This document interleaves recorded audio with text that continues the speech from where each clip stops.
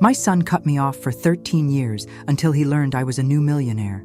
He showed up at my door with bags and his wife. As your son, I'm entitled to some of this. We're moving in. You have all this extra space anyway. I smiled and did what I should have done a long time ago. The audacity hit me like a freight train. Kevin stood on my doorstep with his designer luggage, and that entitled smirk I remembered too well.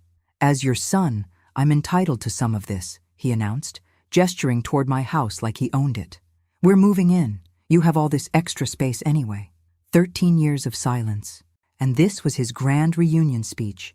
If you're watching this, subscribe and let me know where you're watching from. I suppose I should explain how we got here, how my own son could stand at my door after over a decade of treating me like I was already dead, demanding a piece of the fortune he'd just learned about. But first, let me tell you what happened next, because some moments are worth savoring. I smiled at Kevin and his wife Nora, who was hanging back like she expected me to start throwing things. Smart woman. Well, I said, my voice steady as granite. Isn't this interesting? Kevin's confidence faltered just a fraction. He wasn't expecting calm. He was expecting the desperate, grateful mother he'd abandoned all those years ago. Mom, we've been thinking, he started, but I held up my hand. Kevin, darling, I said, using the same tone I'd used when he was 5 and had drawn on the living room wall with permanent marker. Before you say another word, there's something you should know about your mother. I paused, watching his face carefully. I've learned a lot about people in 13 years, especially about family who only show up when there's money involved. Nora finally stepped forward, her smile as fake as her designer handbag. Barbara, we know there's been some distance, but family is family, right? We want to rebuild our relationship. Rebuild? I laughed, and it felt good. Really good. Honey, you can't rebuild something that was deliberately demolished. I looked between them, these two vultures circling what they assumed was easy prey. But please, come in. Let's talk about relationships. Let's talk about entitlement. Let's talk about exactly what you think you deserve from me. As they wheeled their suitcases past me into the foyer, I caught Kevin's reflection in the hallway mirror. For just a moment, he looked uncertain. Good, because what he was about to learn would shake that arrogance right out of him. The real question wasn't whether I'd let them stay.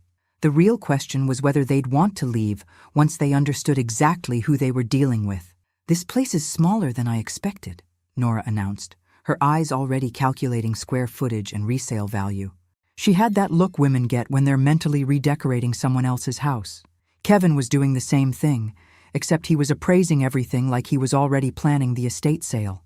If these two thought they were dealing with the same broken woman who'd begged for scraps of their attention 13 years ago, they were in for a surprise that would curl their perfectly styled hair. I led them to the living room, the same room where Kevin had delivered his parting shot all those years ago. Sit, I said, gesturing to the sofa. Let's catch up. The irony wasn't lost on me that this was probably the first time in his adult life that Kevin was following my instructions. We heard about your good fortune, Nora began, clearly the designated spokesperson for this little expedition. Kevin's been worried about you, haven't you, honey? Kevin nodded with the enthusiasm of a man who'd practiced this speech in the mirror. I have, Mom. When I heard about the lottery, I thought, she shouldn't be dealing with all that money alone. It's dangerous. People might try to take advantage. I almost choked on my coffee. Take advantage, I repeated slowly. You mean like showing up uninvited after 13 years of silence, demanding a place to live and access to money you had no part in earning?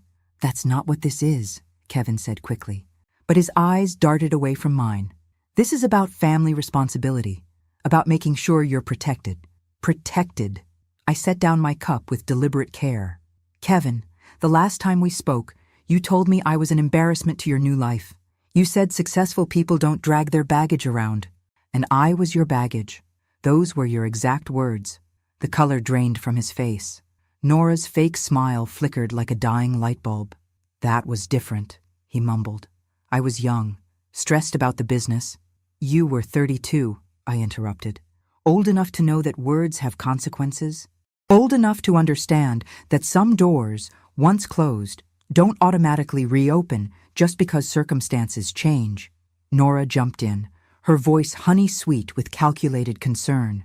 Barbara, We all say things we regret when we're under pressure. What matters is that we're here now, ready to be a family again. Ready to be a family. That was rich, coming from a woman who'd helped orchestrate my exile from their lives. I looked at these two people sitting in my living room, and I felt something I hadn't experienced in years. Complete control. They needed something from me, which meant for the first time in our relationship, I held all the cards.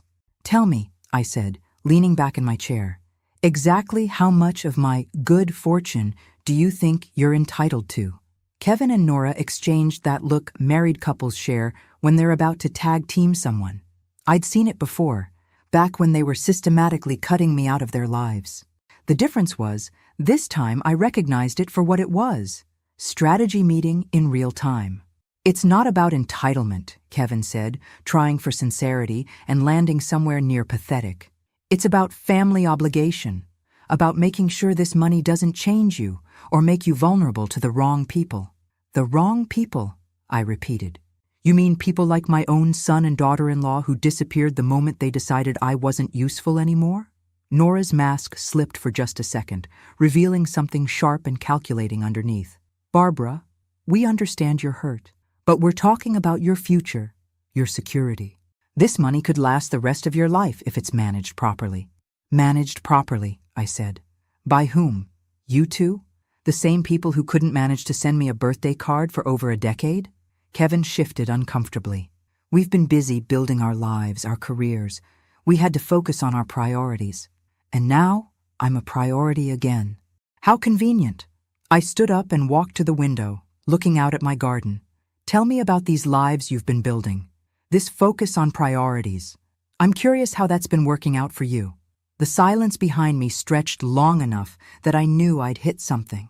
When I turned around, Kevin was staring at his hands like they held the secrets of the universe. "We've had some setbacks," Nora admitted, her voice tighter now. "The market's been challenging. Kevin's consulting business has been slower than expected." "Setbacks," I nodded. "Is that what we're calling it? Because from what I heard through mutual acquaintances, yes, I do still have friends in this town. Your setbacks involve maxed-out credit cards, a second mortgage, and a business that exists mainly on paper." Kevin's head snapped up. "How do you know things? Kevin, you cut me out of your life, not out of your hometown. People talk. They've been talking for years." I sat back down, enjoying the way both of them seemed to shrink into the sofa. "They told me about the failed partnerships, the bad investments, the lifestyle you couldn't actually afford. They also told me something interesting about why you really ended our relationship 13 years ago." Nora's face had gone pale. "What do you mean?"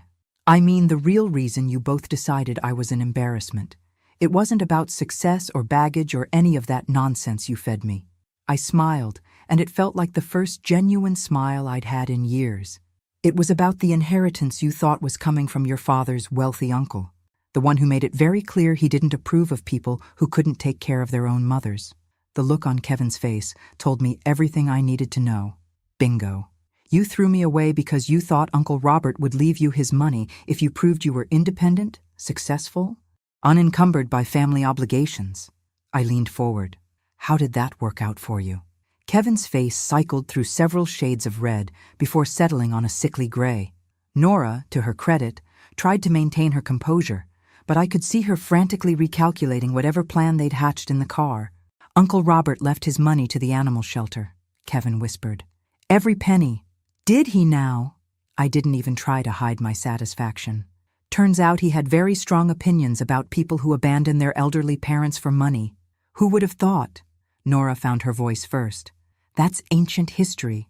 Barbara, what matters is the future. What matters is family supporting each other through difficult times. Family supporting each other."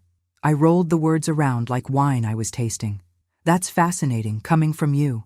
Remind me, Nora, when exactly did you start considering me family? Because I distinctly remember you referring to me as Kevin's burden at your housewarming party." She flinched. "You weren't supposed to hear that, but I did, along with several other enlightening comments about how much better your lives would be once you dealt with the mother situation." I stood up again, this time moving to the mantel where I kept my family photos. All of them were from before Kevin's marriage. I spent 13 years wondering what I'd done wrong. 13 years thinking I'd somehow failed as a mother. I picked up a photo of Kevin at his college graduation, his arm around me, both of us beaming. But I didn't fail, did I? I raised a son who was kind, thoughtful, generous. The failure was what happened after he met you. That's not fair, Kevin protested weakly. Fair? I turned to face them both. You want to talk about fair? Fair would have been a conversation before you cut off all contact. Fair would have been honesty about your motivations. Fair would have been treating your mother like a human being instead of a liability to be managed. We made mistakes, Nora said, her voice sharp with growing desperation. But we're here now. We want to make things right. Make things right, I repeated. With my money. It's not about the money, Kevin insisted, but his voice lacked conviction. Really? Then let's do a little experiment. I walked to my purse and pulled out my checkbook. Let's say I write you a check right now for $50,000, a generous gift to help with those setbacks you mentioned. Would you take it and leave? Their eyes lit up like Christmas morning. The answer was written all over their faces before Kevin even opened his mouth. We couldn't accept such a large amount, he said, but he was already mentally spending it. Maybe we could work out some kind of arrangement. A loan, perhaps? A loan, I said. Of course. And I suppose you'd want to discuss the terms of this loan while living in my house, eating my food, and helping yourselves to my hospitality. Well, we are family, Nora said, as if that explained everything. Yes, I agreed. We are family. And that's exactly why what happens next is going to hurt so much. I closed the checkbook with a snap that echoed through the room like a gunshot. Kevin and Nora both flinched, and I realized they'd been holding their breath, waiting for me to start writing. The thing about family, I said, settling back into my chair like a queen on her throne, is that it goes both ways. Loyalty, support, love, these aren't one-way streets you can travel only when it's convenient. Mom, we know we haven't been perfect, Kevin started.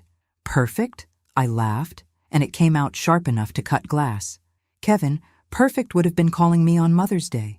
Perfect would have been including me in your lives instead of hiding me like a shameful secret.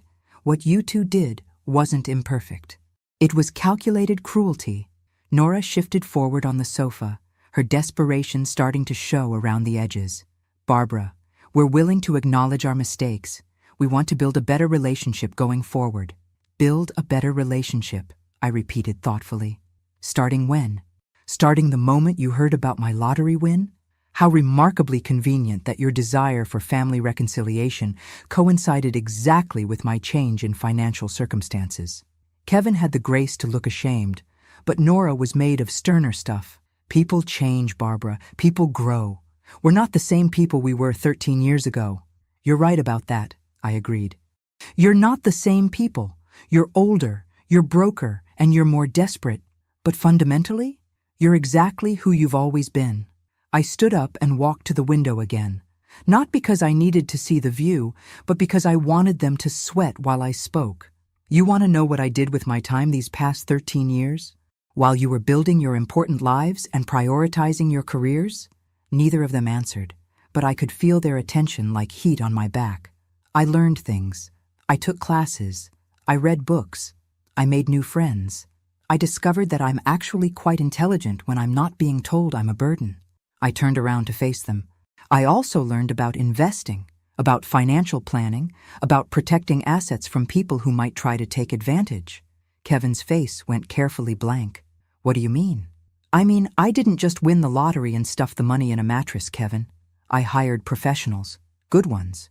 The kind of professionals who specialize in protecting wealthy people from family members who might have questionable motivations. You hired lawyers, Nora said, and her voice had gone flat. Among others, I hired financial advisors, estate planners, even a private investigator. I smiled at their horrified expressions. You'd be amazed what a motivated person can learn about someone's financial situation when they have the resources to find out. You investigated us? Kevin's voice cracked on the last word. I investigated everyone, Kevin. Friends, distant relatives, charitable organizations, investment opportunities. When you suddenly have significant wealth, you learn very quickly that everyone wants something from you. I walked back to my chair but didn't sit down. The difference is, most people are honest about their motivations. Nora's mask was completely gone now, replaced by something harder and more calculating. What exactly are you saying? I'm saying that showing up here with your suitcases, demanding space in my home and access to my money after 13 years of treating me like I was already dead was a mistake. I finally sat down, taking my time to arrange my skirt, to pick up my coffee cup, to meet both their eyes with perfect calm. I'm saying that if you think I'm the same woman you discarded all those years ago, you're about to be very disappointed. The silence stretched between us like a taut wire. Kevin looked like he might be sick. Nora looked like she was calculating escape routes, but I wasn't done with them yet. Not even close. The grandfather clock in the hallway chimed 3 times, and I realized we'd been sitting here for over an hour. Time flies when you're watching people's carefully constructed plans crumble in real time. So, I said, setting down my empty coffee cup, let's talk about what you really want. Not the family reunion nonsense. Not the concern for my well-being. Let's have an honest conversation about why you're really here. Kevin opened his mouth, probably to deliver another rehearsed speech about family and concern. But I held up my hand. Before you answer, let me share some of the interesting information my investigators uncovered. I reached into the drawer of my side table and pulled out a manila folder. Did you know that people's financial records become quite accessible when you know where to look and have the right professionals asking the questions? Nora's eyes fixed on the folder like it was a snake coiled to strike. For instance, I continued, opening the file, I learned that you've been living beyond your means for nearly 5 years now. The consulting business that Kevin claims is just experiencing a slow period. It hasn't had a legitimate client in 8 months. Kevin's face went white. How could you possibly know that? The same way I know about the 3 credit cards that are maxed out, the loan you took against your car, and the second mortgage on your house that you're 2 months behind on. I pulled out a sheet of paper. The same way I know that you've been borrowing money from Nora's parents, telling them it's for business expansion when it's actually just to keep the lights on. You had no right, Nora whispered, but there was no real anger in it, just the hollow sound of someone who'd been caught. No right? I laughed. And this time, it was genuinely amused. Honey, I had every right the moment you decided to show up at my door making demands. Due diligence, they call it in the business world. Something you might have learned if either of you had ever run a successful business. Kevin slumped in his chair like a deflated balloon. We're in trouble, okay? We're in real trouble. But that doesn't change the fact that you're my mother. That has to count for something. It does count for something, I agreed. It counts for the reason I'm going to give you one chance, exactly one, to be honest with me.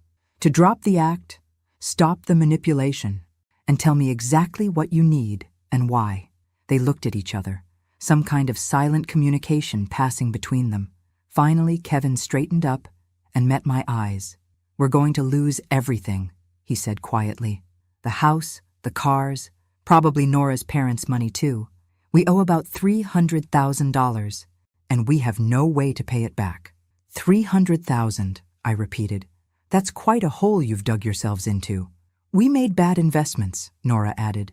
Kevin's business partner embezzled most of their capital and disappeared. By the time we figured out what happened, it was too late. For the first time since they'd arrived, they sounded like they were telling the truth. It didn't make me sympathetic, but it did make me curious. And you thought showing up here with demands and suitcases was your best strategy for getting help? We thought, Kevin said slowly, that if we presented it as a family reunion, as wanting to spend time with you, it might be easier than admitting we need money. Easier, I said. For whom? Kevin had the grace to look ashamed. For us. We thought it would be easier for us. Finally, a moment of actual honesty. It was almost refreshing. Well, I said, closing the folder and setting it aside, now we're getting somewhere. $300,000, I repeated, letting the number hang in the air like smoke from a house fire. That's quite an accomplishment. Most people take decades to accumulate that level of debt. Kevin winced. We know how it sounds. Do you? Because it sounds like 2 people who made a series of catastrophically bad decisions and are now looking for someone else to pay for them. I leaned back in my chair. Tell me about this business partner who supposedly embezzled your money. Marcus Williams, Nora said quickly. He was Kevin's college roommate. They started the consulting firm together 5 years ago. Marcus Williams, I repeated, pulling out my phone.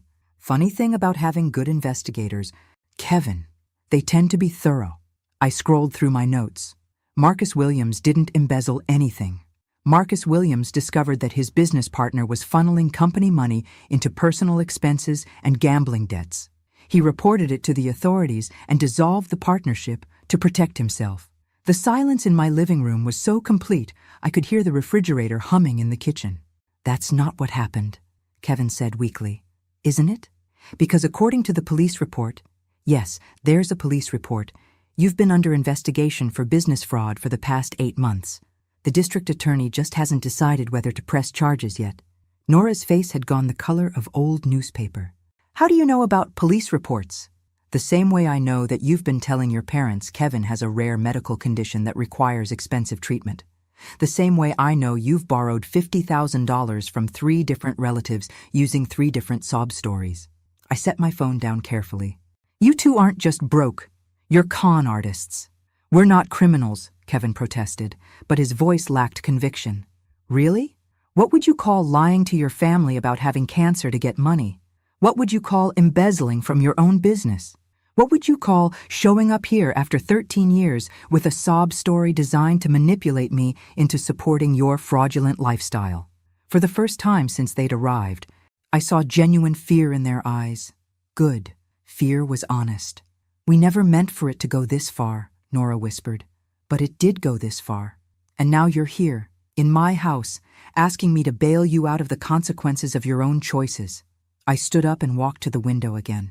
Here's what's going to happen next. I could feel them both holding their breath behind me, waiting for whatever ultimatum I was about to deliver. The afternoon sun was streaming through my kitchen window, highlighting the dust motes dancing in the air. Such a peaceful scene for such an explosive moment. You're going to pack up your suitcases, I said, without turning around, and you're going to leave my house. But before you do, we're going to have a conversation about honesty and consequences. Mom, please, Kevin started. I'm not finished. I turned to face them, and I could see they were both on the edge of panic. You see, the interesting thing about hiring investigators is that you learn all sorts of unexpected information. For instance, I learned that I wasn't the only family member you cut contact with 13 years ago. Kevin's Adam's apple bobbed like a fishing lure. What do you mean? I mean your Aunt Sarah. Remember her? My sister? The one who helped pay for your college textbooks and used to send you birthday money every year until you suddenly stopped returning her calls? Nora shot Kevin a look that could have stripped paint. It turns out, I continued, that Sarah tried to reach out to you multiple times after you cut me off. She was worried about me, wanted to understand what had happened. You told her to mind her own business and blocked her number. We were establishing boundaries, Nora said defensively. Boundaries, I nodded. Is that what you call it when you discover that a family member might leave you money in their will, so you maintain contact just long enough to make sure you're still mentioned, then disappear again? Kevin's face went through several interesting color changes. How did you? Sarah's will, I said simply. She updated it last month. Guess whose name got removed? Apparently, she doesn't approve of people who abandon their mothers for money and then show up again when they need financial help. You turned her against us, Kevin accused. I didn't have to turn her against you. You did that all by yourselves. I walked back to my chair, but this time I remained standing. Sarah and I talk every week now. Have been for the past 3 years. She's the one who suggested I hire investigators when I won the lottery.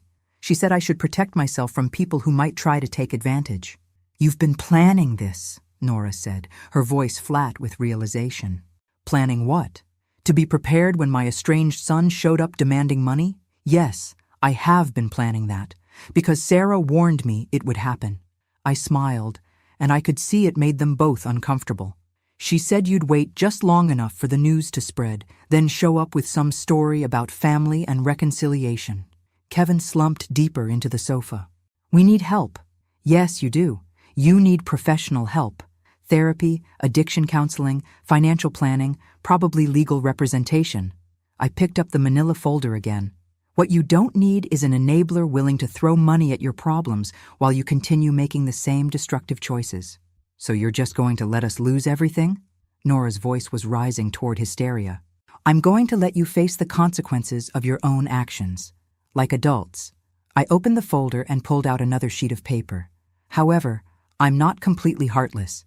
The paper I held contained information that would either save them or destroy them completely. After 13 years of wondering what I'd done wrong as a mother, I finally had the chance to find out what kind of people they really were. This, I said, holding up the document, is the contact information for a bankruptcy attorney who specializes in cases like yours. He's expensive, but he's good. He can help you navigate the legal issues you're facing and possibly keep you out of prison. Kevin looked up with something like hope in his eyes. You'd pay for a lawyer? I said he was expensive, not that I'd pay for him. I set the paper on the coffee table between us. You want help? Real help? Here's what I'm willing to do. I will loan you enough money to retain this attorney and enter a debt counseling program. Not $300,000. Not enough to maintain your current lifestyle. Just enough to keep you from going to jail and help you start over with a clean slate. How much? Nora asked immediately. $25,000. Half for the attorney, half for a legitimate debt consolidation program.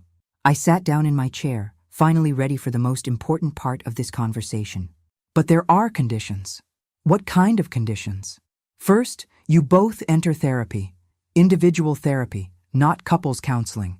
You need to figure out how you became people who would con your own families. I held up a finger when Kevin started to protest. Second, you make full restitution to every person you've defrauded. Your relatives, Nora's parents, the clients you may have overcharged. Everyone. That's impossible, Nora protested. We don't have that kind of money. Which brings me to condition 3. You get jobs. Real jobs. Not consulting or entrepreneurship or any other scheme that sounds impressive but doesn't pay bills. You get steady employment and you stick with it until everything is paid back. Kevin was staring at me like I'd grown a second head. You're talking about years of work. I'm talking about the rest of your lives, I corrected him. Because that's how long it takes to rebuild trust after you've broken it this badly. And if we don't agree to your conditions? Nora asked. I smiled, and this time it was the kind of smile that made small children hide behind their mothers. Then you walk out of here with nothing, and I make sure that everyone in your family knows exactly why. Every relative you've borrowed money from, every friend you've lied to, every person you've conned gets a detailed report about who you really are. You wouldn't, Kevin whispered. Try me, I said. I've had 13 years to think about what I'd do if I ever got the chance to teach you about consequences. Don't test my resolve now. The clock chimed 4 times. They'd been here for 2 hours, and I could see the exact moment when they realized their plan had backfired spectacularly. We need time to think, Nora said finally. No, I said. You need time to choose. You can accept my offer and start rebuilding your lives the hard way, or you can keep looking for easy money and shortcuts. But you can't do both, and you can't do either one in my house. Kevin looked like he was about to cry. After all these years, after all the pain he'd caused, he looked like a lost little boy. For just a moment, I almost felt sorry for him. Almost. There's one more thing, I said, just as they were starting to gather themselves to leave. Something I think you should know before you make your decision. I walked to my desk and pulled out a sealed envelope. The return address was from a law firm in Denver, and it was dated 3 weeks ago. This arrived right after news of my lottery win started spreading around town. I held the envelope like it contained dynamite. It's from a lawyer representing someone who's been looking for you both for quite some time. The color drained from both their faces simultaneously. Who? Nora whispered. Marcus Williams. I opened the envelope and pulled out the letter. You remember Marcus, don't you? Your former business partner who you claimed embezzled from your company? Kevin's hands were shaking now. What does he want? He wants his money back. The $50,000 you took from the company account before you dissolved the partnership. The money he only discovered was missing after his accountant did a full audit following your accusations against him. That's not what happened, Kevin said, but his voice was barely audible. Isn't it? According to this letter, Marcus has been working with the district attorney's office to build a case against you. He's been waiting to see if you'd voluntarily come forward and make restitution. I folded the letter carefully. He heard about my lottery win and wondered if it might motivate you to do the right thing. Nora was gripping the arm of the sofa so tightly her knuckles were white. What does that mean? It means that Marcus is offering you the same choice I am. You can make full restitution and accept responsibility for what you did, or he can proceed with pressing criminal charges. I put the letter back in the envelope. The only difference is his deadline is tomorrow. Tomorrow? Kevin's voice cracked. Tomorrow. He's given you until 5 p.m. to contact his attorney and arrange payment. I looked between them, watching the last of their composure crumble. So you see, my offer isn't just about family reconciliation or teaching you lessons about consequences. It's about keeping you out of prison. The silence that followed was deafening. I could practically hear their brains working, calculating, trying to find some angle they hadn't considered. You planned this, Nora said finally. You've been in contact with Marcus. I have, I admitted. He reached out to me the day after my lottery win was announced in the paper. He wanted to know if I was aware of what my son had been doing and whether I might be willing to help clean up his mess. And what did you tell him? I told him that depended entirely on whether my son was willing to take responsibility for his actions. I stood up and walked to the mantel, where I picked up that old photo of Kevin at his college graduation. Marcus is a good man, Kevin. He didn't deserve what you did to him. Neither did your Aunt Sarah or Nora's parents or any of the other people you've hurt. Kevin was crying now, tears streaming down his face. I never meant for it to get this bad. But it did get this bad. And now you have to decide what kind of person you want to be going forward. I set the photo down and turned to face them both.